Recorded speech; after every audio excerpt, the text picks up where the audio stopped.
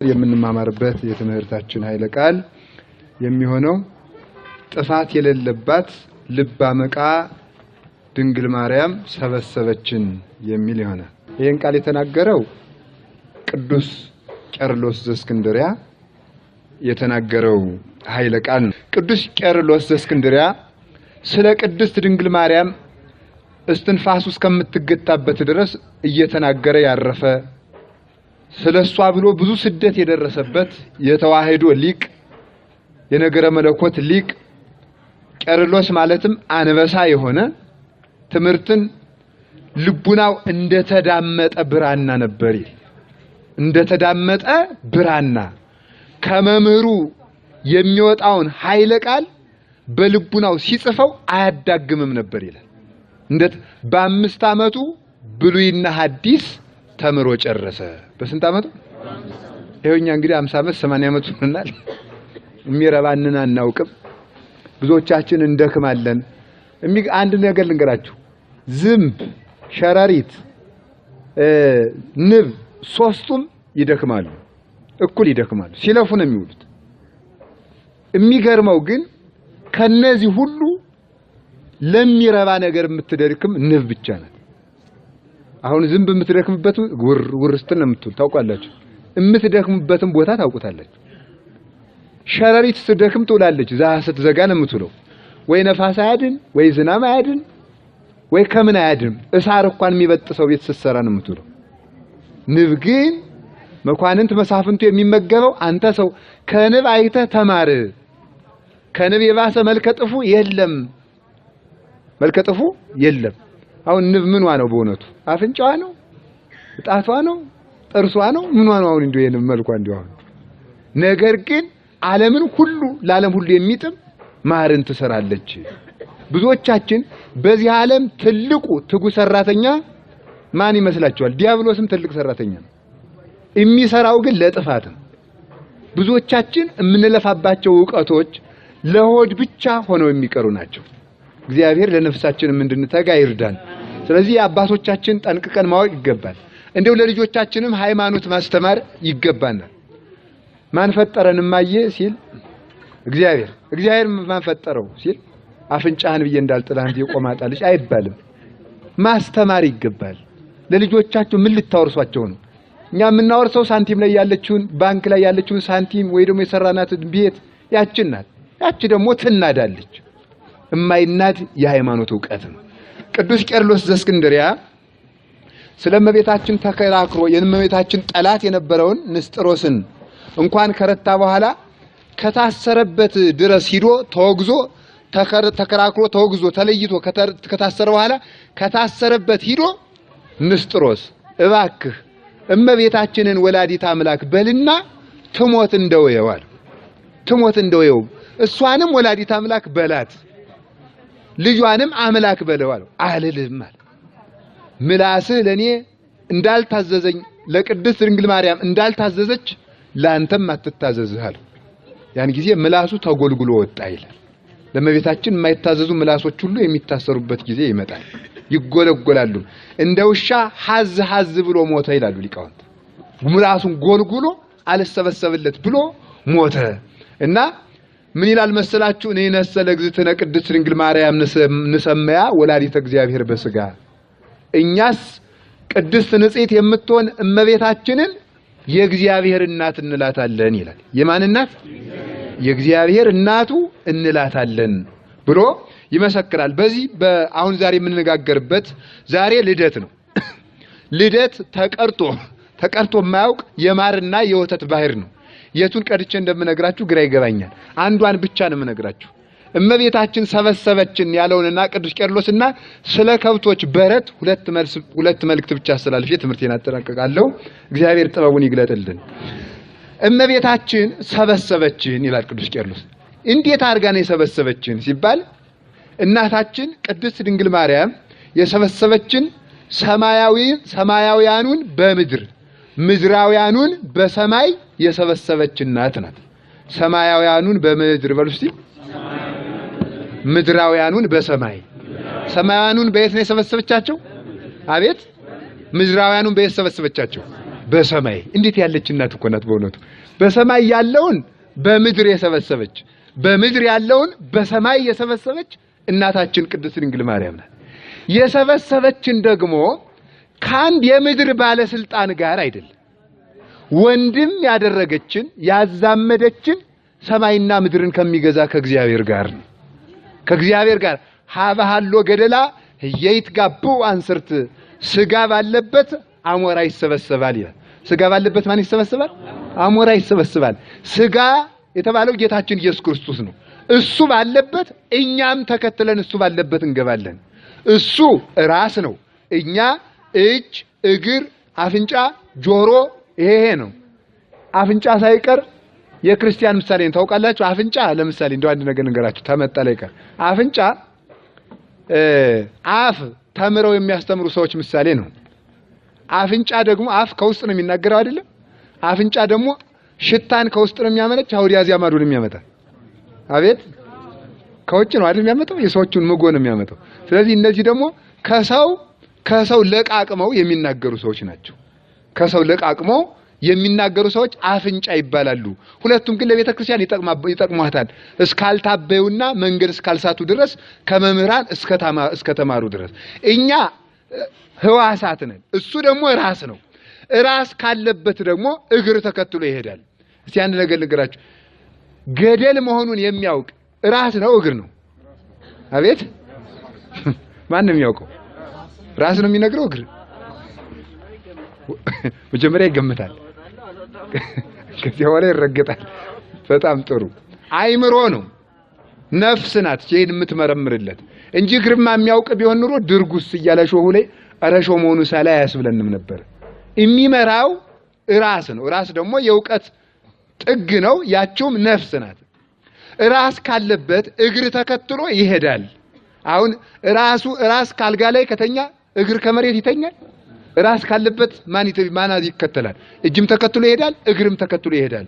ቅዱስ ዮሐንስ አፈወርቅ ውእቱ ንሕነ አባል ወውእቱ ርእስ እንዳለ እሱ ራስ ነው፣ እኛ ሕዋሳት ነን ይላል። ማን ነው ራስ? ጌታችን መድኃኒታችን ኢየሱስ ክርስቶስ ራስ ነው። እኛ ደግሞ ሕዋሳት ነን።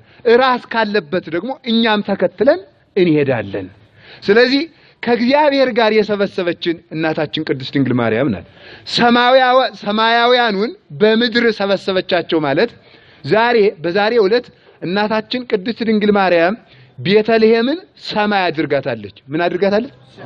ሰማይ አድርጋታለች። እንዴት ነው ሰማይ የሆነችው?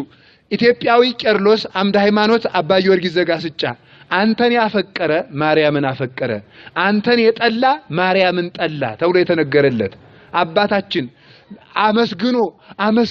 አመስግኖ እመኒ ለመተመሉ ኩሎሙ አባላቴ አፈ ከእግር ጥፍሬ እስከ ራስ ጠጉሬ ያለው አካሌ በሙሉ አፍ ቢሆን አንቺን አመስግኖ አይዘልቅም ብሎ የተናገረው አባ ጊዮርጊስ ዘጋስጫ ምን ይላል?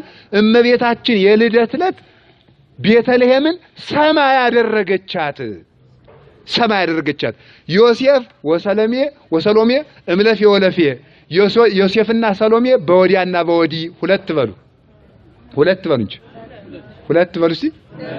እሺ አድ ጎላይም እምለፌ ወለፌ አህያና ከብት በወዲያና በወዲ ስንት ሆኑ? አይደል? ስንት ሆኑ?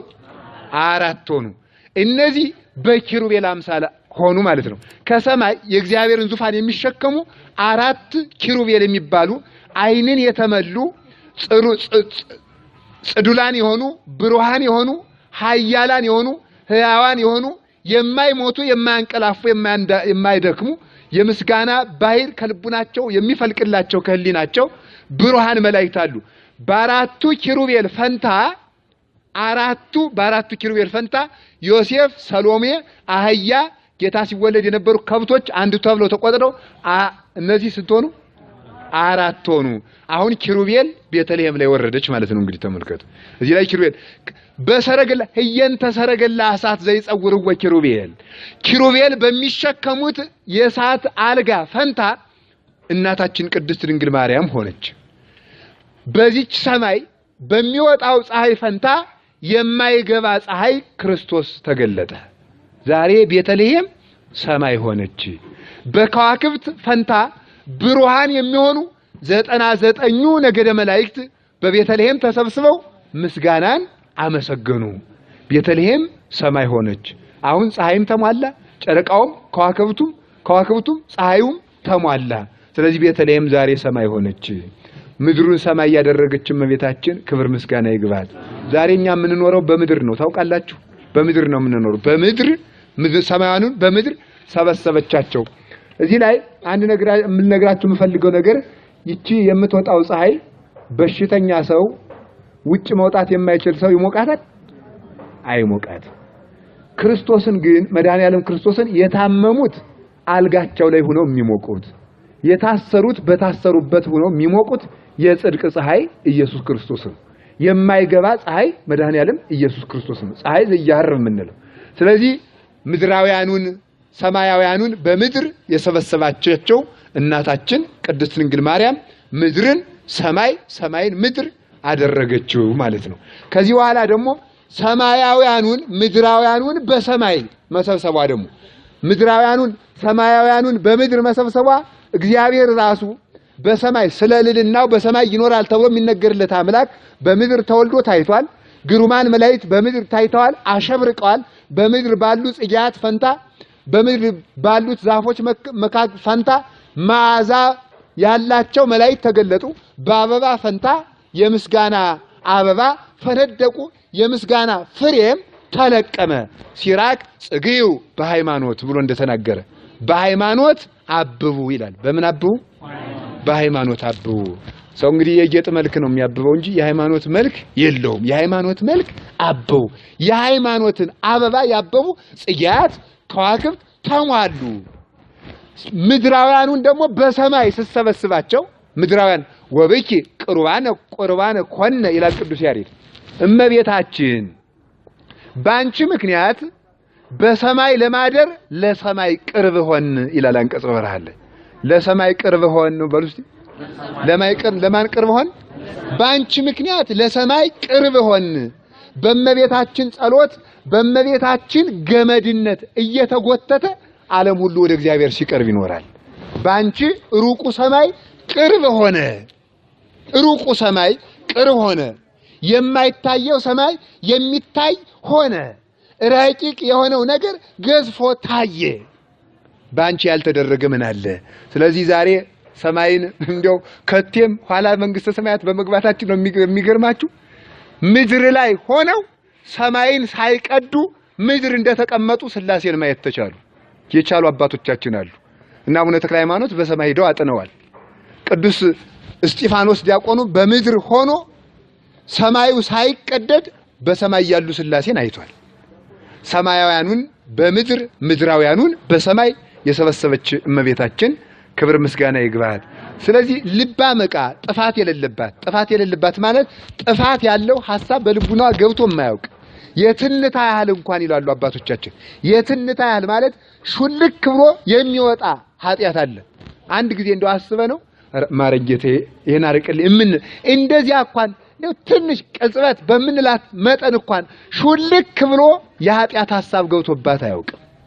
ሐሳቧ እሱ ብቻ አይደለም፣ ድንግልናዋም ያልተሻረ ጥፋት የሌለባት ቃላት ድንግልናዋ ያልጠፋ እናት ሲሏት ድንግል ሆና የምትገኝ ድንግል ሲሏት እናት ሆና የምትገኝ ድንግል በመሆኗ የደናግላን መመኪያ ናት። ልጅ በመውለዷ ደግሞ የእናቶች ሁሉ መመኪያ ናት። እናቶችም ይመኩባታል። ስለዚህ ነው ሲራክ ዘፈተነ ሐዘነ ያምር ሐዘነ ይላል። መከራን የቀመሰ መከራ ያውቃል ይላል። መከራን የቀመሰ ምን ያውቃል? መከራን ያውቃል። ስለዚህ ችግርክን ሁሉ መከራ ለሚያውቅ ነገር ይላል። ለማያውቅ ቢነግሩት አይሰማም። እኔ የሚገርመው አሁን ለምሳሌ ነገ ልታሰር ነው ብትሉት ታስሮ የማያውቅ ሰው የሚገርመው ከነገ ወዲያ ስብሰባ አለኝ በጣም ትልቅ ስብሰባ ይላል። ሰውየው ልታሰር ነው እያለው እሱ ስለ ስብሰባ ነው የሚያወራው። አያውቅም። መከራን ለቀመሰ መከራን አውራው ተብሎ ተናግሮ እመቤታችን መከራን ሁሉ ታውቃለች። መከራን ስለምታውቁም መከራችን ሁሉ ትረዳለች፣ ለመከራችንም ትፈጥናለች። ስለዚህ ሁላችንም ወደ ሰማይ ስትጎትተን ትኖራለች። ምድሩን ሰማይ ሰማዩን ምድር አደረገችው እመቤታችን። ስለዚህ ጥፋት የሌለባት እመቤታችን ሰማይ ሰበሰበችን። ሌላው እመቤታችን ቅድስት ድንግል ማርያም ድንጋዩን ከከዋክብት ጋር የሰበሰበች እናት ናት። ድንጋዩን በልስቲ ከምን ጋር የሰበሰበች ናት? ከከዋክብት ጋር የሰበሰበች። ከዋክብት የተባሉ ብሩሃን መላእክት ናቸው። ውእየት ያላቸው የሃይማኖት ሙቀት የሌላቸው። ሰው አሁን የሃይማኖት ሙቀት ተለይቶታል። ኤዲያ የመጽሐፉን ማል ይዘልቀው ይላል ሰው። ይሄ የሃይማኖት ሙቀት የሌለበት ቀዝቃዛ ህሊና ያለው ሰው ማለት ነው። የመጽሐፉን ማል ይዘልቀው እንደ ቸርነቱ ይማረን እንጂ ይላል ሰው። ይሄ ጅልነት ነው። እግዚአብሔር እኮ ቸር ነው እንጂ ሞኝ አይደለም።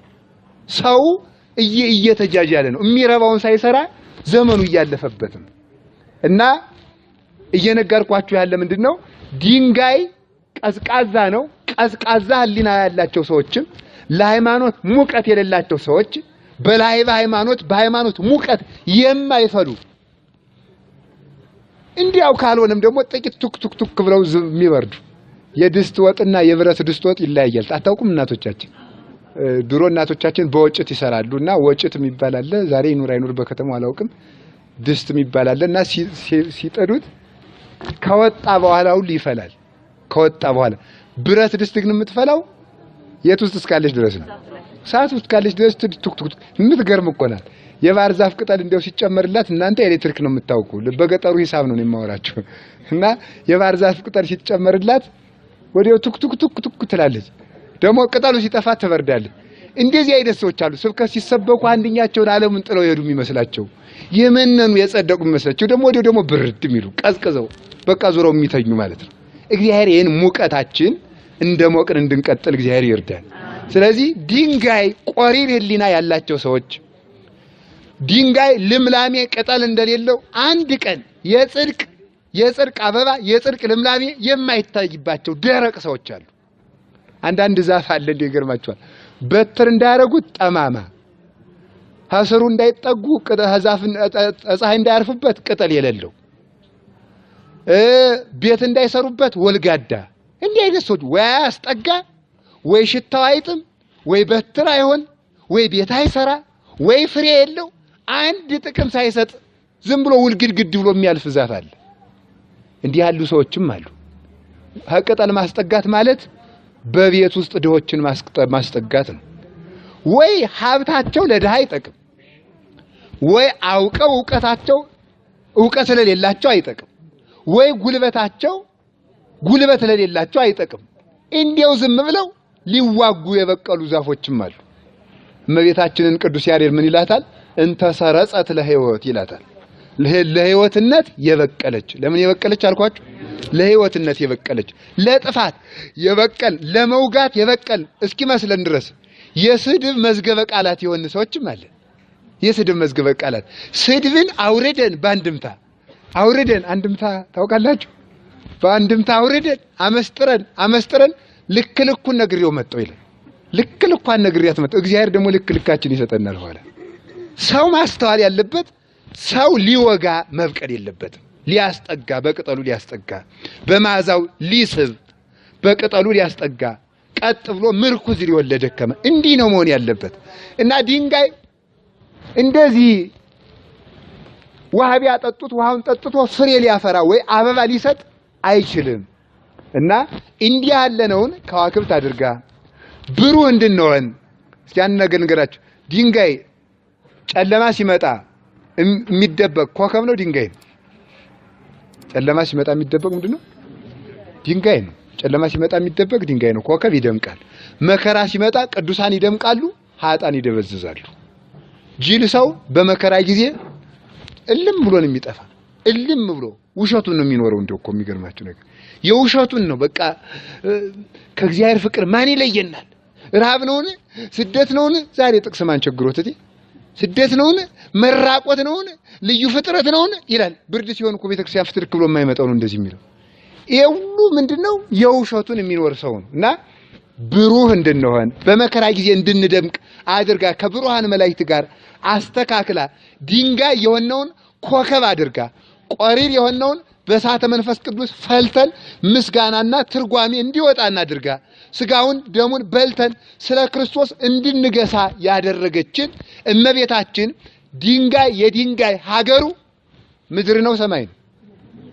አቤት አይዟችሁ አትርከው። የድንጋይ ሀገሩ ምንድነው? ምድር ነው። የድንጋይ ሀገሩ ምንድነው? የድንጋይ ሀገሩ መንከባለል ነው።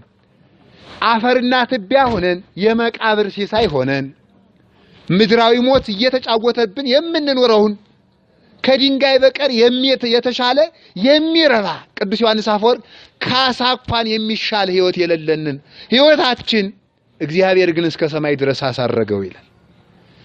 ካሳ እንኳን የማይሻል ያሳ ኑሮ ባህር ውስጥ ቡጭርቅ ነው። በቃ እዚያ ውስጥ በቃ መዋኘት በቃ ተደሰተ ፍንጥስጥስ ብሎ እንደው ደግሞ ዋኛለሁ ሲል አንድ አዞ ከጣለለት ልቅምጥ ያደርገውና ይጨርሰዋል።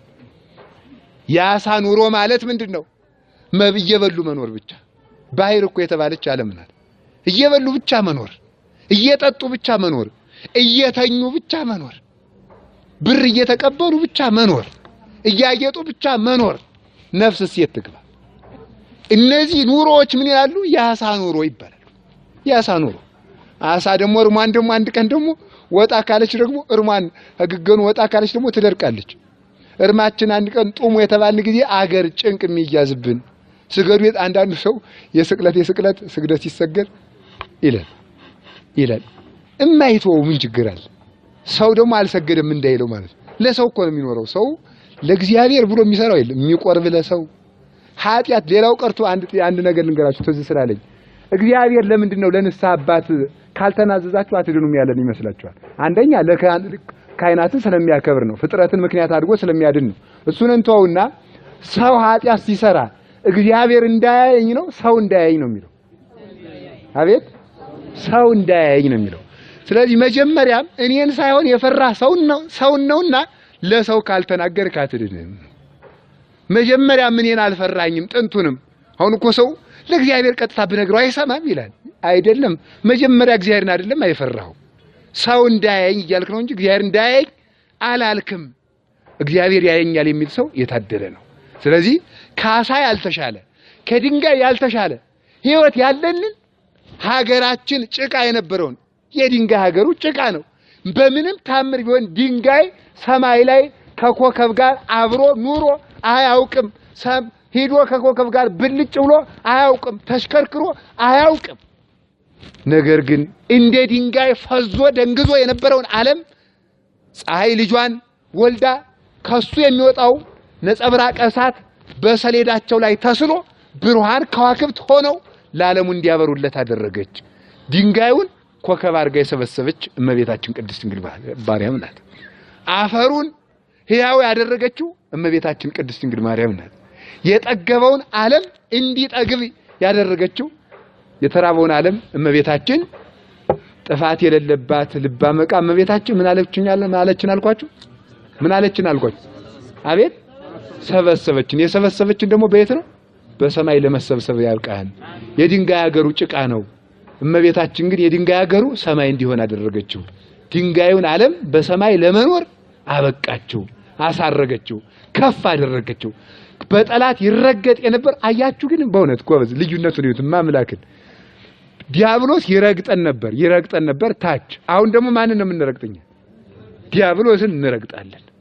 አታስታውሱም? እነ ሚልኪ ቁልዝማዊ እንዴት ጭውት እንደሚያረጉበት ሰምታችሁ አታውቁ? ሚልኪ ቁልዝማዊ የሚባል አባት ነበረ እና የንጉሱ ልጅ ታመመ። የንጉሱ ልጅ ስትታመም አጋንንት ነው ሲለፈልፍ ምን ይላል? ሚልኪ ቁልዝማዊ ከዋሻ ያልወጣም ብሎ ሲሳል ስለሰማው ባቴና አጥንቼ ነው ብሎ ሲል ስለሰማው ለማስወጣት ሚልኪ ቁልዝማዊ ካልወጣ አልወጣም አለ ጋኔኑ። ኋላ አንድም በከንቱ ውዳሴ ለመጣል ነው። አሁን ለምሳሌ እኮ ሰይጣን ቄስምንና መነኩሴውን ልቀቅ ሲለው አሬ መናጢ መነኩሴ ያቃጠለኝ የሚል እኮ አውቆ ነው መነኩሴውን በከንቱ ውዳሴ ለመጣል ማለት ነው። ገና እንገበግባለሁ ይላል ደግሞ አጅሬ እውነቱ መስሎት። ሰይጣን እኮ እያሾፈብን ነው ማምላክ። እንዲያውም አንዳንዶችማ ደግሞ በካሴት አሳትመው እየሸጡ ነው። እንዴት ብልግና እኮ ነው። አዛኝ ጭውት አርጎባቸው እኮ ነው። አረ አቃጠለኝ። አሁን አንድ መነኩሴ ያለ እግዚአብሔር ይወቅለት ስሙን አልጠቅስም። እኔ እመቤታችን ልሰብክ እንጂ ሰው ልሰብክ ስለወጣው ግን በእውነት ክፋታቸውን አውቀን እንድንቆጠብባቸው አሁን በቅዱስ ገብርኤል በአቡነ ተክለ ሃይማኖት መባሉ ቀርቶ ገዳሙ ላይ ያለው ሰው ሲጠመቅ ባባ ገሌ መባል ተጀምሯል። በቃ እንደዚያ ሲጀመር እሺ ይላል ሰይጣኑ። ስልት ይዞበት ማለት ነው። ስልት ይዞ እያሾፈበት ነው። እና አቡነ ተክለ ሃይማኖትን አንድ ጊዜ ምን ይላል ሰይጣን? አላስቀምጠኝ ካልክ ሰው ሁሉ እያመሰገነ ክብርህን እንዲቀርብህ አድርጋለሁ አለ። አዚያን ጊዜ መልአክ ነው ወይስ ሰማይ መልአክ ነው ሰው ነው ይሄ ሰውዬ አሉ አቡነ ተክለ ሃይማኖት። አቡነ ተክለ ሃይማኖት ምን አሉ? የዛሬዎች ቢሆኑ ምን አሉ? ዝበል ገና እንግዲህ ሰው በስመ አብ ሲል አንድ መነኩሴ ወይ አንድ ባይተው ሊሰብክ ሲወጣ የሚል ሰው ከተገኘ ይሄማ የምድር ዚያር ነው ይላል። ዘወደ ተጨልጦ ተገርኝቶ ለዚያ ማጨብጨብ ማኮብኮቡ ነው። ዘወደ ሶስት ሰው እዚህ አሁን አንድ ሰው መጥቶ አንድ ባይታዊ ወይ አንድ በስመ አብ ሲል አንድ ሶስት ሰው እንደፍቀሽ ከጀመረው አጋንንቱን እኮ እንደ ባሪያ እኮ ነው የሚያዙት ይላል። እያሾፈባቸው እኮ ነው ሰይጣን ራሱ።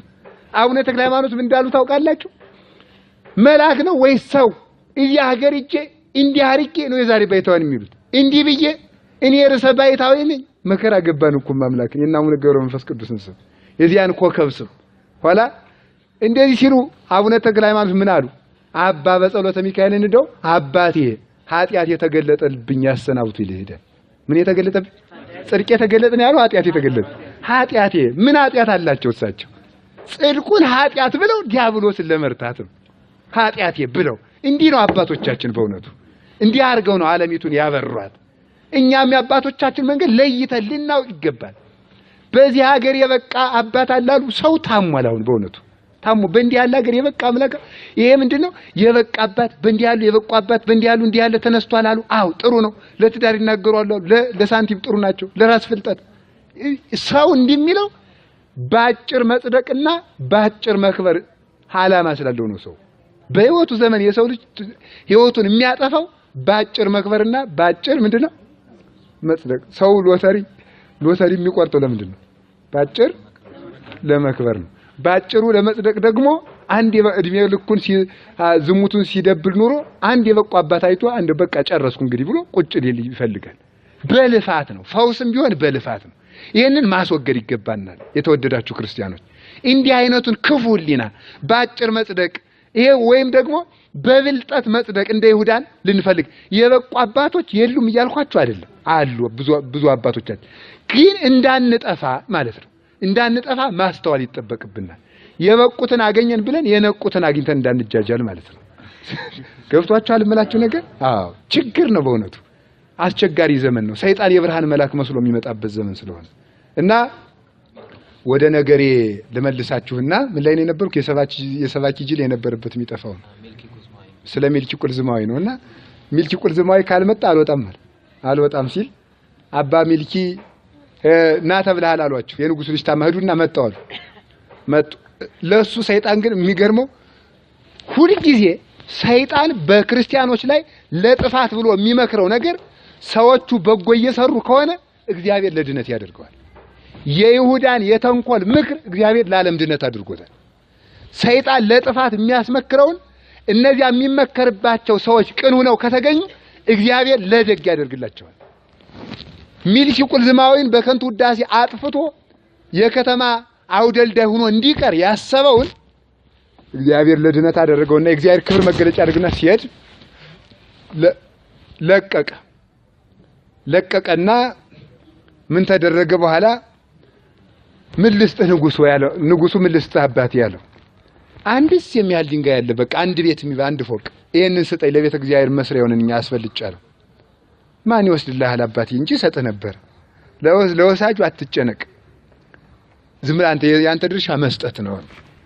ኋላ ሲለው አይ ዘወሃብ ከነ ንኪር ሁሉ ኃይል ለጸላኢ አጋንንትን ሁሉ እንድንረግጣቸው ኃይልን የሰጠህን እያሉ ሲጸልዩ ሰይጣኑ ራሱን ጠርተው አምጥተው እና ብለው ድንጋዩን አሸክመው ገዳሙ ድረስ ወሰዱት። አጠፋለሁ ብሎ በወሰደበት ራሱ ጠፍቶ ተመለሰበት። እግዚአብሔር አምላከ ሰላም ይቀጥቅጦ ለሰይጣን ታይተገሪክሙ ይላል ቅዱስ ጳውሎስ። የሰላም አምላክ እግዚአብሔር ሰይጣንን ከግራችሁ ስር ይቀጥቅጥላችሁ ይላል። ለመቀጥቀጥ የተገባን ሆነን መገኘት ውዳሴ ማርያም መድገም እና እግዚአብሔር እንዴት እንዳሳደገን እመቤታችን እንዴት ከየት ወደ የት እንዳነሳችን እንድናስተውል ብዬ ነው። ባጋንንት ከመረገጥ አጋንንት ጋር ከመቆም አይደለም እኮ መቱን መቆም አለ፣ በግርበታች መሆን አለ። ልዩነቱን ይሁን በግርበታች ከመሆን አንስታ በራስ በላይ ወደ መሆን አሳደገችን እመቤታችን። ለዚህ ያበቃችን እመቤታችን ክብር ምስጋና ይግባል።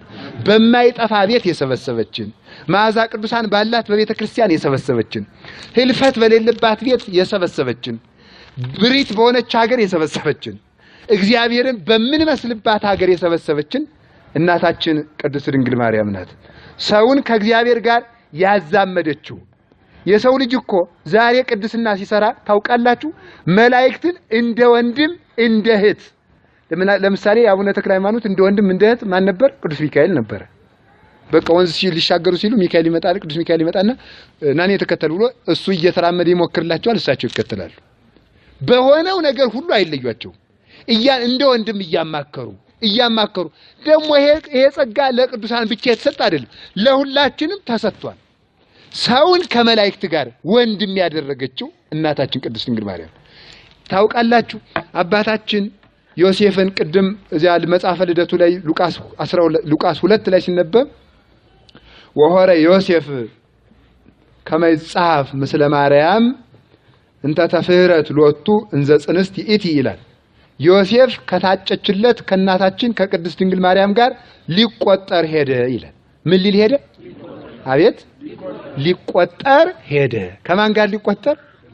የሚገርም እኮ ነው። ይሄም አምላክ ከመቤታችን ጋር ሊቆጠር ዛሬ የእግዚአብሔር ድርሻ ሆኖ ተቆጥሯል። ሰው ዛሬ ሁላችን የእግዚአብሔር ድርሻ ሆነን ሰው ከእግዚአብሔር ጋር፣ ሰው ከሰማይ ጋር፣ ሰው ከመቤታችን ጋር፣ ሰው ከመላእክት ጋር፣ ሰው ከአበው ጋር፣ ሰው ከሐዋርያት ጋር የተሰበሰበው በቅድስት ድንግል ማርያም ናት። ዝርው የሆነው ዓለም መላእክት እንደ ትልቅ ወንድም ሰው እንደ ትንሽ ወንድም ሆኖ መላእክት እንደ ትልቅ ወንድም ሲያዝኑለት ይኖሩ ነበር። ትንሽ ወንድምን አባት ገርፎ ሲያስወጣው ትልቅ ወንድም ያዝንለታል። መላእክትም እኛ በመውደቃችን ሲያዝኑልን ይኖሩ ነበር። ዛሬም እመቤታችን ወልዳ አብራ ሰበሰበችን። መቼ የሰው ልጅ ታርቆ መነኩሴ ሲሆኑ በምንኩስናቸው ረድተናቸው፣ ባይታዊ ሲሆኑ በቤትውናቸው ረድተናቸው፣ ሰማዕት ሲሆኑ በሰማዕትነታቸው ረድተናቸው፣ የተክሊል ጋብቻ ሲመሰርቱ የክርስትና ጋብቻ ሲመሰርቱ በተደላቸው ረድተናቸው፣ መቼ በመብረቅ ሲበሩ አግዘናቸው፣ በደመና ሲሽከረከሩ በቅተው አግዘናቸው፣ በሐዋርያነት ለስብከት ሲሄዱ አሰልጥነናቸው፣ መቼ እያሉ ሲመኙት የነበሩትን ዝምድና እመቤታችን ዛሬ ፈጸመችው። ቅዱስ ሚካኤል፣ ቅዱስ ገብርኤል፣ መላእክት የኛን ዝምድና ሲፈልጉት ይኖራሉ።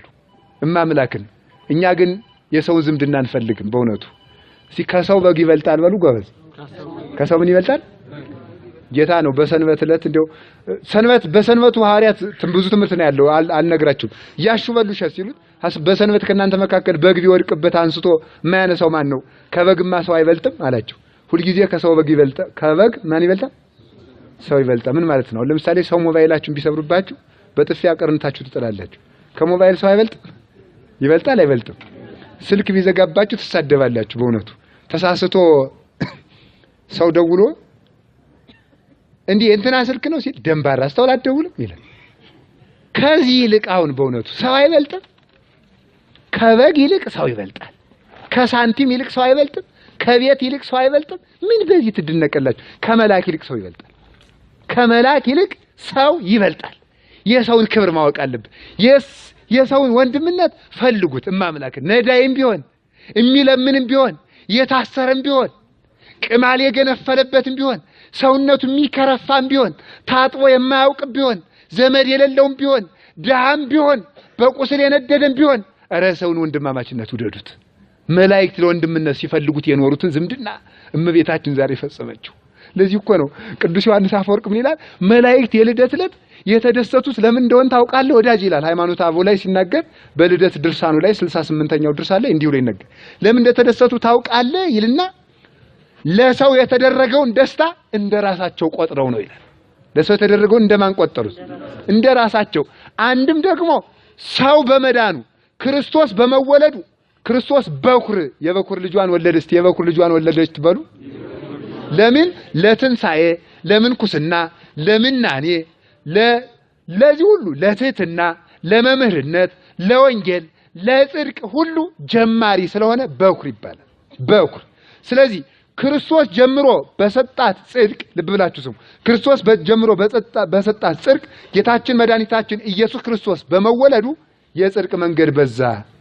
ጌታችን ኢየሱስ ክርስቶስ በመወለዱ በሉ እንዲያዛችሁ የጽድቅ መንገድ በዛ። የጽድቅ መንገድ ምን አለ? በዛ። ለምሳሌ ምንኩስና አንድ ህይወት ነው፣ አንድ መንገድ ነው። ምናኔ አንድ መንገድ ነው። ሰማዕትነት አንድ መንገድ ነው። ትዳር አንድ መንገድ ነው። የሁሉ በቃ መምህርነት አንድ መንገድ ነው። ተማሪነት አንድ መንገድ ነው። የሁሉ በቃ የዓለሙ ባለስልጣን ሆኖ እግዚአብሔርን ማገልገል አንድ መንገድ ነው። በዚህ ሁሉ ደግሞ ለጽድቅ መንገድ ሁሉ ረዳት መልአክ ያስፈልገዋል። ለጽድቅ መንገድ ሁሉ ምን ያስፈልገዋል? ረዳት መልአክ ያስፈልገዋል። ልብ ብላችሁ ስሙ። እያሰናሰላችሁ ያዙት፣ እያያያዛችሁ ጌታ በመወለዱ የጽድቅ መንገድ በዛ። የጽድቅ መንገድ ሲበዛ ደግሞ ለእያንዳንዱ የጽድቅ መንገድ ቅዱስ ጳውሎስ አኮኑ መላእክት መንፈስ እሙንቱ ለይትላኩ ለመልእክት በእንተላህለውም ይረሱ ሕይወተ ዘላለም እንዳለ መላእክት የዘላለም ሕይወትን ለሚወርሱ ሰዎች የሚላኩ መናፍስት አይደሉምን ብሎ ዕብራውያን ላይ እንደተናገረ ለጽድቅ ጌታ በመወለዱ የጽድቅ መንገድ በዛ። ጽድቅ በመብዛቱ ለጽድቅ መንገድ ሁሉ ደግሞ መልአክ ያስፈልገዋል። ለዚያ ሁሉ ሲረዱ ደግሞ ለነሱ የሚጨመርላቸው ክብር አለ። ይውላችሁ በዚህ ምክንያት እንግዲህ ቅዱስ ገብርኤል ወዲያና ወዲህ እያለ አይዟችሁ አትፍሩ ለዓለሙ ሁሉ እስመናሁ እዜናወክሙ አብየ ዜና ዘይከውን ለክሙ ወለኩሉ ዓለም ለእናንተም ለሁሉ ለሕዝቡ የሚሆን ደስታ ነግራችኋለሁ። እንኳን ደስ ያላችሁ ያለ ቅዱስ ገብርኤል ለእኛ ብቻ ብሎ አይምሰላችሁ፣ ለራሱ ጭምር ብሎ ነው። ምክንያቱም ሰውን ሲረዱ እነሱም ክብር ይጨመርላቸዋል። ክብር ይጨመርላቸዋል። አንድ ባይታዊ ሰይጣን ፈትኖ ከገዳም ሊያስወጣው ሲል መልአኩ ረድቶ ሲያስቀር ለነሱም በክብር ላይ ክብር ይጨመራል። በስን ላይ ስን፣ በውበት ላይ ውበት፣ በማዛ ላይ ማዛ፣ በጣዕም ላይ ጣዕም፣ በማህሌት ላይ ማህሌት፣ በምስጋና ላይ ምስጋና ይጨመርላቸዋል። ስለዚህ በዛሬው ዕለት መሰብሰባችን የወደዱት በዚህ ነው። ቅዱሳን መላእክት 99ኙ ነገደ መላእክት መጥተው ሰይጣን ዛሬ ጌታ የተወለደለት ምን ይላል? አጋንንት እንደው ዓለም ሲዞሩ ብለው ዙረን መጣን ዓለሙን አሉ። ግን እንደው አንድ ቦታ አስቸገረችን። ምንድነው? አንድ እንደው ቤተልሔም የምትባል ቦታ አስቸግራ በእሳት እየነደፈች ሰደደችን አሉት። ሲዞሩ ነው ፈሪ መንጋ። እንግዲህ እኔን ለምን አትወስዱኝም ነበር? ምን ያስፈራቸዋል? ምን ይሆኑ ናቸው ብሎ ኑ በሉ ኑ ጹሩን ያላቸው።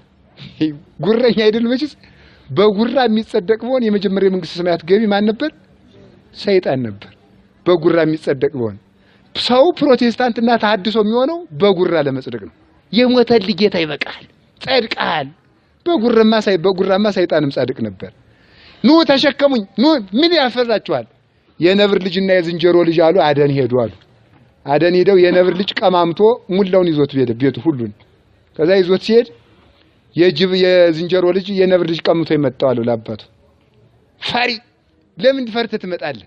መላጣህን ቦግ አድርገህ ብታሳየው እኮ ይፈራ ነበር አለ። ነገ ወስዳለሁ አንተ እንድታሳየው አባለው።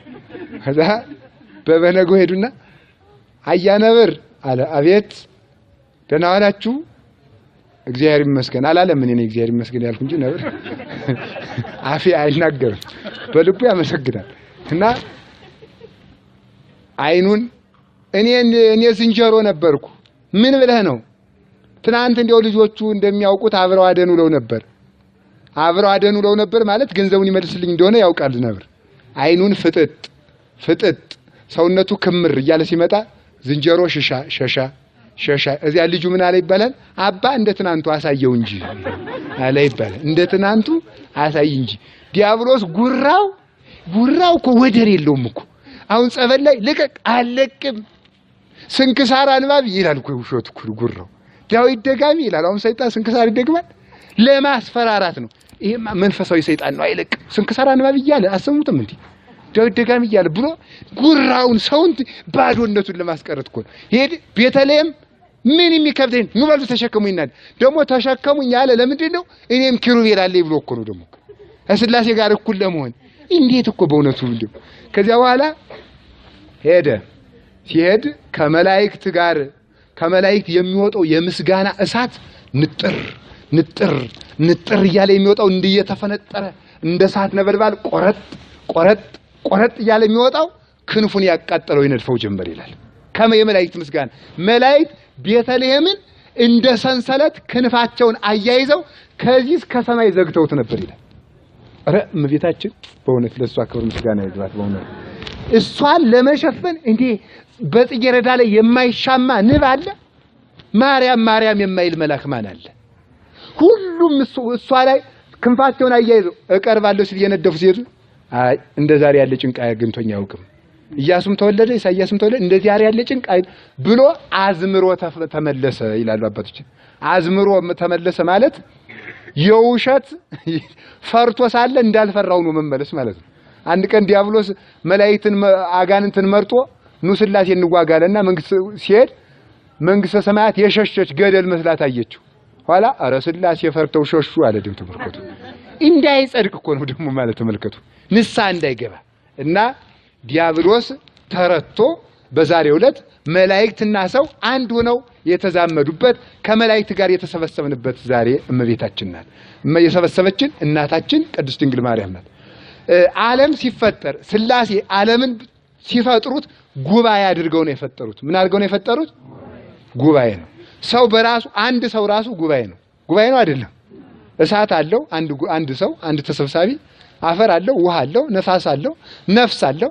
እነዚህ ጉባኤ ነው። ከዚያ ውጭ ደግሞ የአካል ክፍሎቹ ጉባኤ ናቸው። አይን፣ አፍንጫ፣ ራስ፣ እግር እነዚህ ሁሉ ጉባኤያት ናቸው። ምድርና ሰማዩ በራሱ ጉባኤ ነው። ክርስቶስ የተወለደ ጉባኤን ለመመስረት ነው። ሰውም ሲፈጠር ጉባኤ በጉባኤ እንዲኖር ነው የተፈጠረው። በምን እንዲኖር? በጉባኤ እንዲኖር ነው። ከማን ጋር እንዲኖር? ከመላእክት እግዚአብሔርና ቅዱሳን መላእክቱ ባሉበት አንድ ሆኖ እንዲኖር የተፈጠረ ነው የሰው ልጅ። ያን ጉባኤ ዲያብሎስ በተነው፣ ሔዋን በተነችው፣ እመቤታችን ሰበሰበችው። እመቤታችን ከሰይጣን ጋር እንድንቆጠር አደረገችን። ድንግል ማርያም ከመላእክት ጋር እንድንቆጠር አደረገችን። ከመላእክት ጋር ሰበሰበች። ሔዋን ከድንጋይ ጋር አንድ ሆነን ቁጥራችን ስብሰባችን ከድንጋይ ጋር እንዲሆን አደረገችን። እመቤታችን ደግሞ ከከዋክብት ጋር ቆጠረችን፣ ሰበሰበችን። እናታችን ሔዋን ከአፈር ጋር እንድንሰበሰብ አፈር ጋር እንድንዛመድ አደረገችን። ወላዲት አምላክ ግን ከሰማይ ጋር ተዛምደን ከትንሣኤ ጋር እንድንዛመድ አደረገችን። ሔዋን ከጸበለስ ጋር አዛመደችን። ድንግል ማርያም ከዕፀ ሕይወት ጋር አዘመደችን። ሔዋን ሲኦልን ከፈተችብን፣ ድንግል ማርያም ገነትን ከፈተችልን። ሔዋን በሲኦል ሰበሰበችን፣ ወላዲት አምላክ በገነት ሰበሰበችን። እንዴት ያለች እናት ናት በእውነቱ! ይሄ ጉባኤ የተመሰረተው በእመቤታችን ነው። ክርስቶስ የተወለደም የተሰቀለም የሞተም ለጉባኤ ነው። የሚመጣም ለጉባኤ ነው። ለምንድን ነው የሚመጣው? ጉባኤ። ስለዚህ ጉባኤን አትጥሉ። በጉባኤ መሰብሰብን አትጥሉ። መምህሩ ጥሩ የሚያስተምርም ይሁን አይሁን ተማሩ። በእውነት የእግዚአብሔር ቤተሰቦች መማርን አትጥሉ። እየተማራችሁ ተምራችሁ እንኳን ባትይዙት እየተማራችሁ ብትሞቱስ? እየሰከሩ እያጎሩ መሞት እንኳን አለ። እየሰከሩ መሞት፣ ሊሰርቁ ሄዶ ሞቶ መምጣት እንኳን አለ። እየተማሩ መሞት ቢያንስ አሁን እዚህ ሁሉም ሰው ጽድቅ አስቧል፣ ጸደቀ ማለት ጽድቅ እንዳሰብን መሞት ጥሩ አይደለም? እዚህ ሆነን ብንገኝስ መልካም እኮ ነው። ጉባኤን ክርስቶስ ይወዳታል። ሰበሰበችን የሚለውን ርዕስ ያመጣሁት ለዚህ ነው። አንዲት ትምህርት ላምጣና ትምህርቴን ልጠቅልል። ይቅርታ ከቃሉ ጋር ናችሁ? ከማን ጋር ሊቆጠር ሄደ ነው ያልኳት? አቤት ከማን ጋር? አቤት ዮሴፍ ከማን ጋር ሊቆጠር ሄደ? ከእመቤታችን ጋር ሊቆጠር ሄደ። እስቲ እናንተ ቁጥራችሁ ከማን ጋር? አቤት ከእመቤታችን ጋር እርግጠኛ ናችሁ?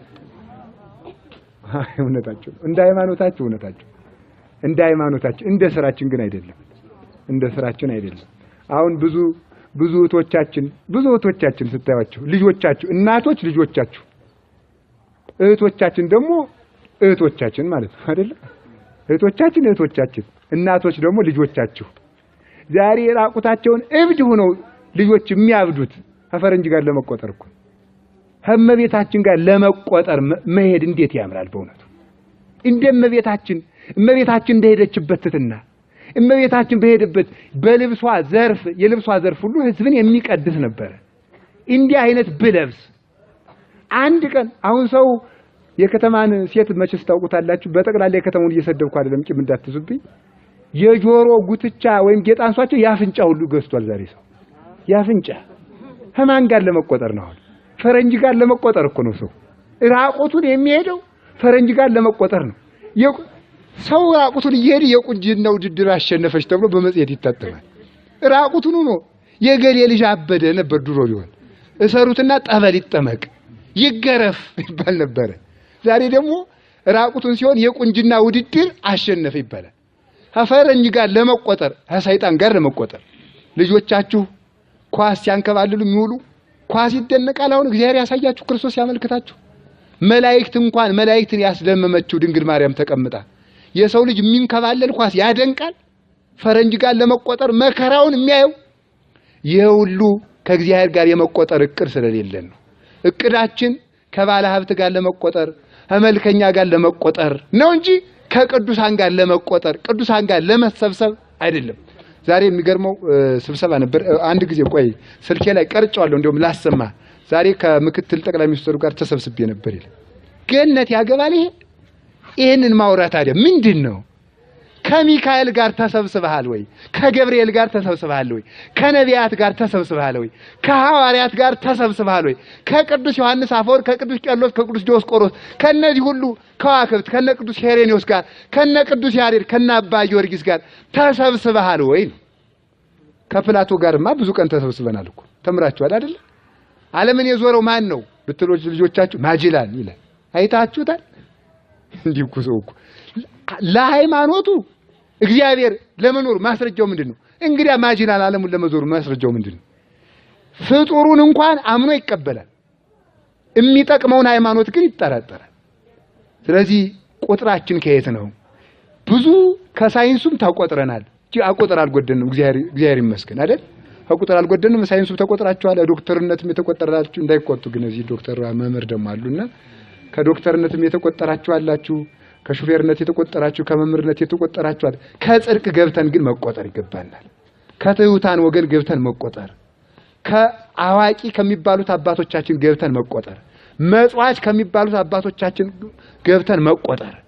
ራሳቸውን እንኳን ሽጠው ዛሬ በእውነት አትቁም ተሜ ይላል ተማሪ እንኳን ሲለምበቅ። በርግጥ እናንተን እንኳን አዲስ አበባ ልመና ይኑር አይኑር አላውቅም።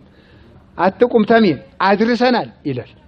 አድርሰናል እግዚአብሔር አድርሰናል ቢልስ አሁን እግዚአብሔር አይኔን አሞኛል ፈውሰኝ ጌታ ብሎ ፈወሰኝ። ደግሞ ጆሮዬን አሞኛል ስትሉት አድርሻለሁ ይላል ይላል። እግዚአብሔር አምና ዝናብ አመጣ፣ ደግሞ ዘንድሮ ለ2009 ክረምት አመጣ፣ አድርሻለሁ አምና ይላል። ለምንድን ነው እንደዚያ የምንለው? ከመጽዋች ወገን አንጢላሪዎስ አባታችን ራሱን እንኳን ሽጦ ብሩ ለድሆች ያካፍል ነበር ይላል። ከነዚህ ገብተን መቆጠር አለብን። ባለ ትዳሮች ከአብርሃም ከሳራ ገብታችሁ መቆጠር አለባችሁ እንጂ ማለዳ ተገናኝቶ ማታ መገናኘት አይደለም። እየተደናነቀ ይገባል። ሲጀምር ሲጋባም ሰው በእግዚአብሔር ኃይል አይደለም የሚጋባው፣ በመጠናናት ነው የሚጋባው። ሰው ደግሞ ሰውን አጥንቶ አይዘልቀውም። አትርፉ። አሁን አንድ ሰውዬ ሽንኩርት መደብ ቢኖረው የቀን ሰራተኛ ቀጥሮ ይችን ሽንኩርት መደብ ኮትኩ ተቆየኝ በ11 ሰዓት እመጣለሁ ቢለው በቀን ነው የምከፍል ቢለው ሰውየው የሚኮተኩ ስንት ሰዓት ላይ ነው? 11 ሰዓት አካባቢ ነው የሚኮተኩት ቁጭ ብሎ። ለምን? በሚመጣበት ሰዓት። ዛሬ ሰው ይሄ ጮኛ የሚባለው ለመጠናኛ እያለ ይቀጣጠራል። በሚቀጣጠሩበት ጊዜ ሸጋ የሆኑ መገኘት እኮ ነው። ዝሮ በዚያን ጊዜ ጥሩን ይገኛሉ፣ ሌላ ጊዜ ግን ክፉ ይሆናሉ። ሰው ለእግዚአብሔር እየሰጠ ትዳራችን አይደለም። በእውነት መነኩሴ ይሄን ኃጢያታችን ልጅ ይችላል። ከዚህ ግን ራሴን አላስገባምና ትዳራችሁ የተባረከ እንዲሆን ከአባቶቻችን ወገን ሸክም መሸከምንም መልመድ ይገባል። ሸክም መሸከም ትዳር ደስታ ሊቆነጥሩበት የሚገቡ ሳይሆን እየተሸከሙ ደስታ የሚያፍሱበት ነው። ወንዱ የሴትን አመል ይሸከማል፣ ሴት የወንድን አመል ይሸከማል። ያን ተሸክሞ የሚደሰቱበት ነው። ስለዚህ ሁሉ ነገር ልጆቻችሁ ከቅዱሳን ገብተው እንዲቆጠር። አሁን የከተማ ሰው ዛሬ ስለ ልጆቹ የሚያውቀው ማብላት ነው። እንዴው እንደ ከተማ ልጅ ያለ ስቃይኛ የለ። እንዴ ዘላችሁ ስቃዩ ወደ 15 አይነት ወጥ ይመጣና ብላ። እንዲያውም ደግሞ አልበላ ካለ አስፈራሪ ይመጣለታል። እኔ እኮ አረበሽኩም አቢ ነው ይላሉ። አቢ ነው ትበላለህ? ዝም በይ አንቺ ይላል እናቲቱን። ዝም በይ ሌላ ጎረቤት ተጠርቶ የሚያስፈራራ ማለት ዝም በይ አይን ያረበሽኩም አቢ እኮ ነው አልበላም ብሎ ትበላለህ? ያ ልጅ እየጨነቀው መከራውን ሲበላ ምንድነው እንደዚህ ያርግ? ልጆቻችን ከማን ገብተው እንዲቆጠሩልን ነው? ከቅዱሳን ገብተው እንዲቆጠሩ ነው። አባቶቻችን ልጆቻቸውን ሲያሳድጉ ከምን ጋር ነው የሰበሰቧቸው?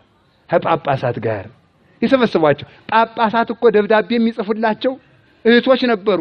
እንዲያውም የቅዱስ ጎርጎርዮስ እህቶች ማለት የቅዱስ ባስልዮስ ዘቂሳርያ እህቶች ቅዱስ ቄርሎስ ምን ብሏቸዋል? ዝውዳሴ ይሁድም ክብርክን አመስግኖ መልእክት ጽፎላቸው አንድ ጳጳስ መልእክት የሚጽፍላት ሴት እንዴት ብትከብር ነው በእውነቱ? አንድ ጳጳስ ባልጠብቆ እንኳን አደረሰሽ የሚላት ቅድስት የሆነች ንጽሕት ሴት ማለት ደግሞ አመስግኖ ሲያበቃ እንዲያውም ይምስጋና ያንስባችኋል ይላቸው ነበር። የአገልግሎቴ የስብከቴ ክንድ ናችሁ ይላቸው ነበር። በድርሰቱም አግብቶ ጽፎላቸዋል።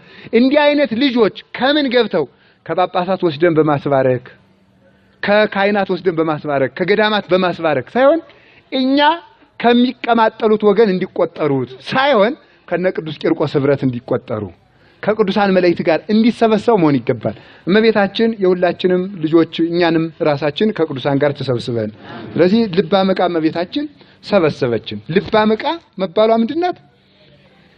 የሷ ነገሯ ሁሉ እንዲሁም አረግሩም አንድ ነገር ንገራችሁ። ጳውሎስ ማለት ኩላብ ማለት ነው። ኩላብ በሉ እስቲ ምን አልኳችሁ?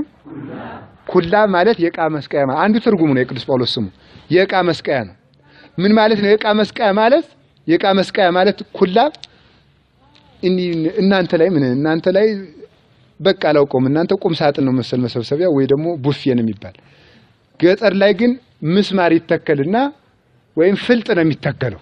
እዚያ ላይ ቁና ሰፌድ ይንጠለጠልበት አጎዛ ይንጠለጠልበታል። አኮፋዳ ይንጠለጠልበት። ይሄ ነው ኩላብ። ዕቃ ሁሉ የሚከማችበት ነው። እንዲያው በጣም ጥብቅ ከጭቃው ጋር የተመታ ከሆነ ቶሎ ይፈነገላል። አንድ ቁና ነው ቢይዝ ወይ ወንፊት ብቻ። ከእንጨቱ ጋር የተመታ ብርቱ ከሆነ ግን ዝም ብሎ ዕቃውን ሁሉ መስቀል። ጳውሎስ ማለት የዕቃ መስቀያ ማለት ነው። እንዴት? ጸጋ ሁሉ ከጳውሎስ ተሰቅሎ ይገኛልና ዕቃ የሚፈልግ ወደ ዕቃ መስቀያው፣ ዕቃ የሚፈልግ ሰው ወደ ዕቃ መስቀያው እንደሚሄድ ጸጋ የሚፈልግ ሁሉ ወደ ጳውሎስ ይቅረብ ይላል። እንዲህ ከሆነ ጳውሎስን ለልጅነት ያበቃችው ድንግል ማርያም ምኑን ዕቃ ቆጥረን ዘልቀዋለን? ልበ አመቃ እመቤታችን አጋንንትን የምንወጋበት ጦር የሚሆን ኃይል ከሷ አለ። መንጻት የምንችልበት መታጠብ የምንችልበት እንባ ከሷ አለ። መጥገብ የምንችልበት የዘላለም ሕይወት የሚሆን ህብስት ከሷ አለ።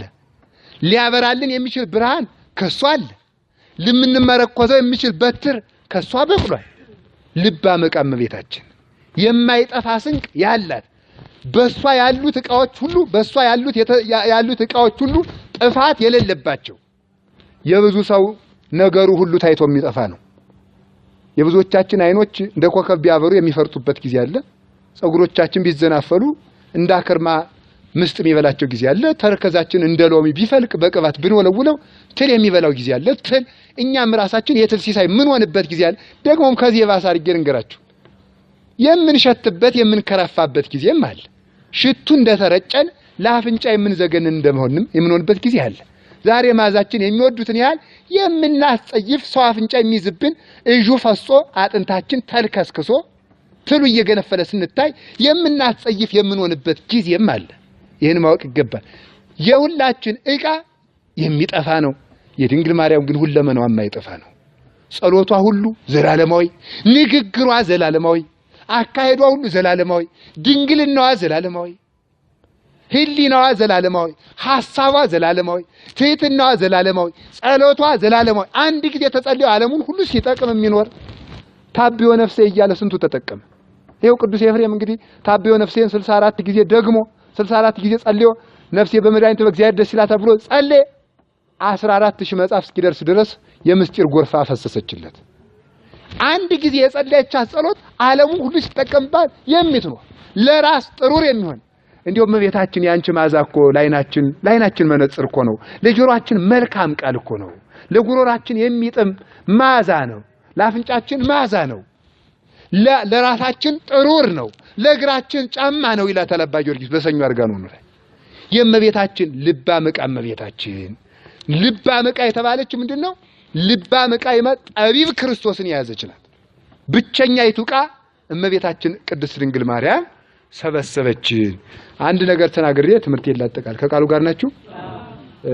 የራትም የምሬትም ጊዜ ሳይደርስ ማለት ነው።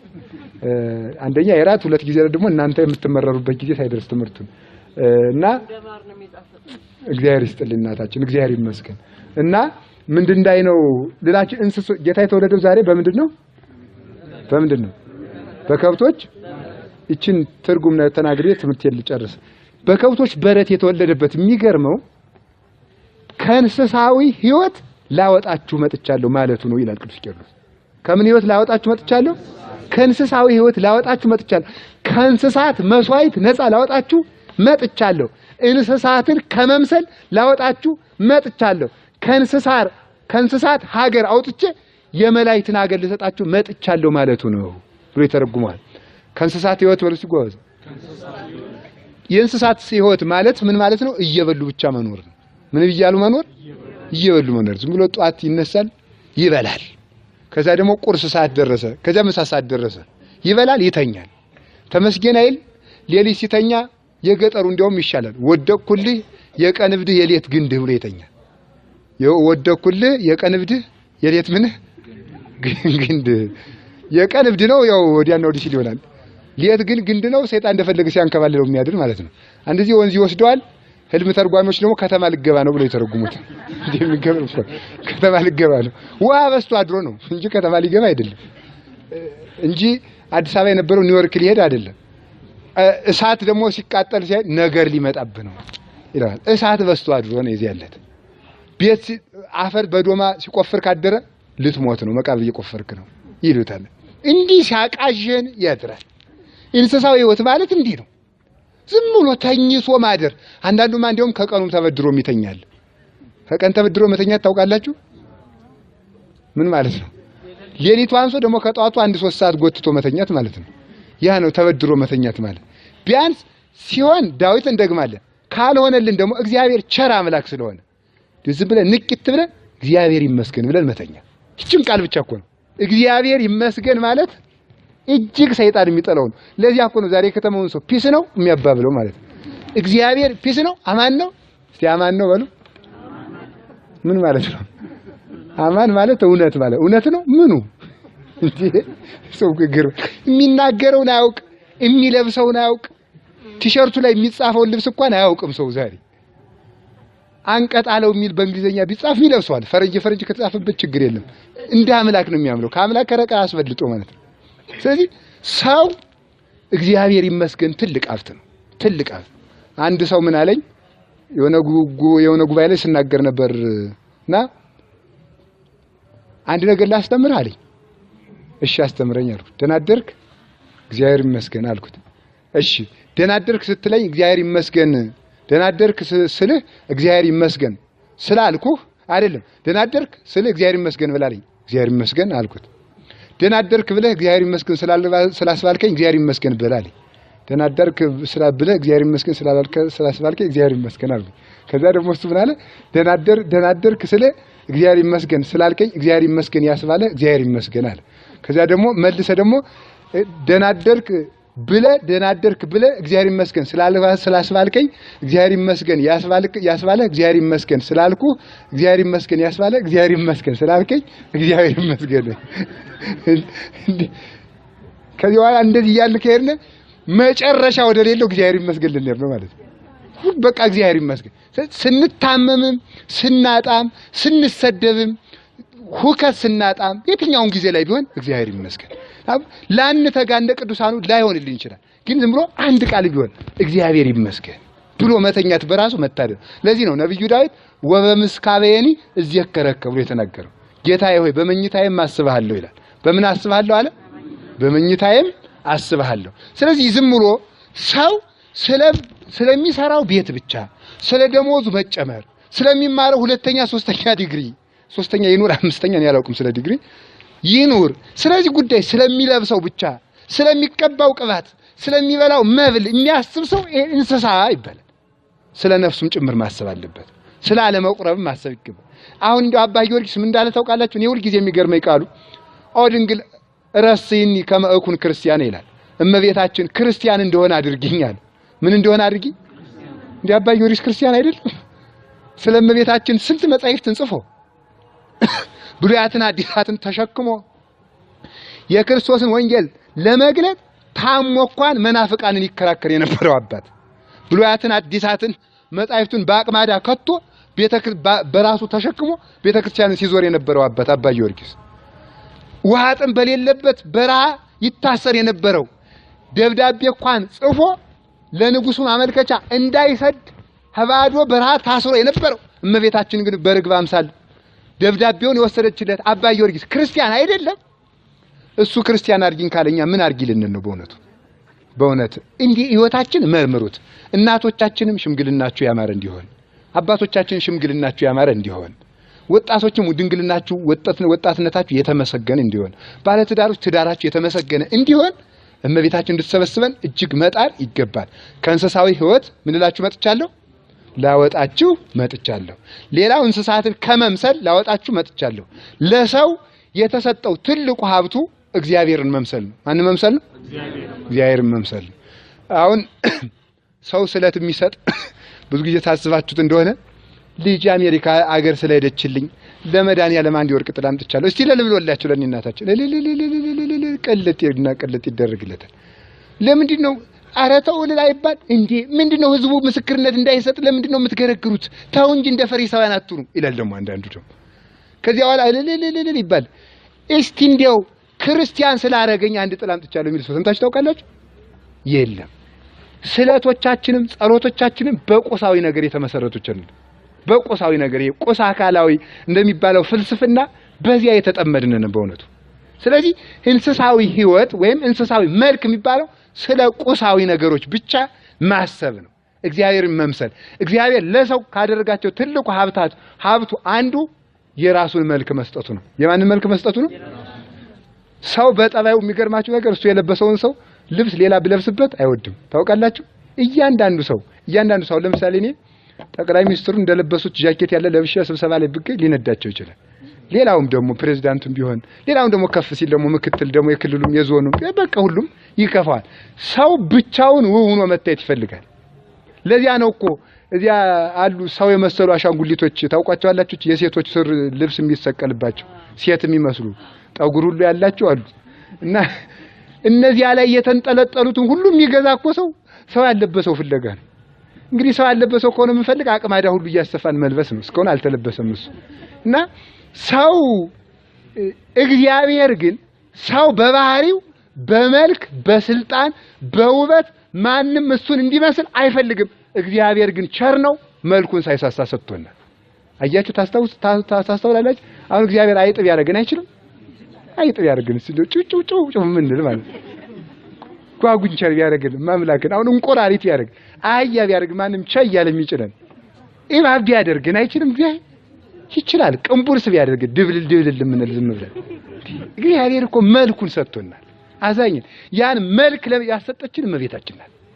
ውበቱ የጠፋበትን ዓለም ውበት የሰጠችው እውሩን ዓለም የኳለችው እመቤታችን ናት። በእውነት ወደ አምላኩ የመራችው እና ከእንስሳዊ መልክ አውጥቼ ወደ ራሴ መልክ ልመልሳችሁ መጣው። ከእንስሳ መስዋዕት አውጥቼ የምን መስዋዕት ልሰጣችሁ? የራሴን መስዋዕትነት ልሰጣችሁ መጣው። ድሮ ጠቦት ይታረድ ነበር፣ በግ ይታረድ ነበር፣ ወይፈን ይታረድ ነበር። እንድናለን ብለው አባቶቻችን ያለደከሙት ድካም የለም። ያውን ሁሉ ታውትና እንግዲህ ዘላለማዊ ህይወት ልሰጣችሁ መጣው። የከብት አገር ወዴት ነው? የከብት አገር ወዴት ነው? ምድር ነው። ምንድነው?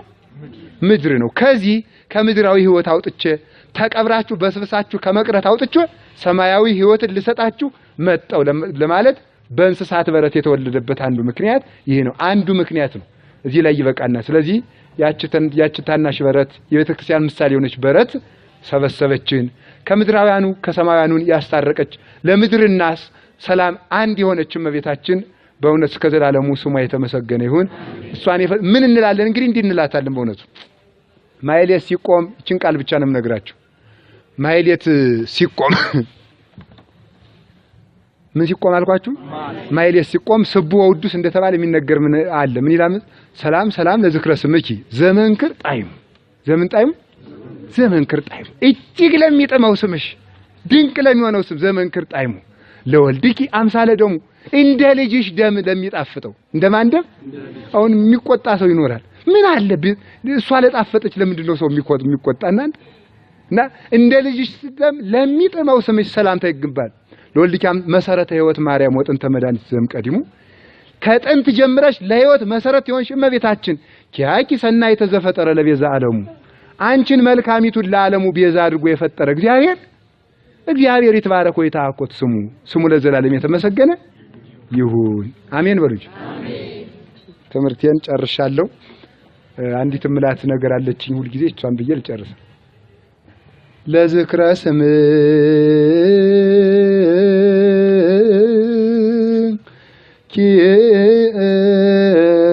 ኪም እምነጸቃው ጥኡም ማርያም አንቲ ወለተ አዳም ሰፋኒት በርባለም በሰጊድ ሰላም ለዘባኔ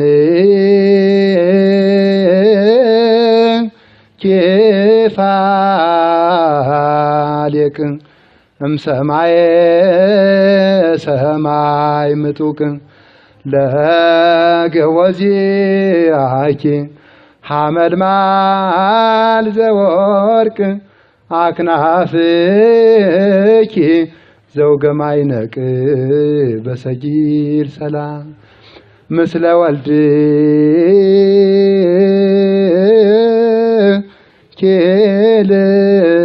ኬልውል በዘባንኪ ህዙል ጎይኪ ፎድንግል ደወልም ደወል በአንብ ወነኮላል በሰጊድ ሰላም ከደስታዋም ከመከራዋም በረከት ያሳትፈን አምላካችን እግዚአብሔር ይስጥልን።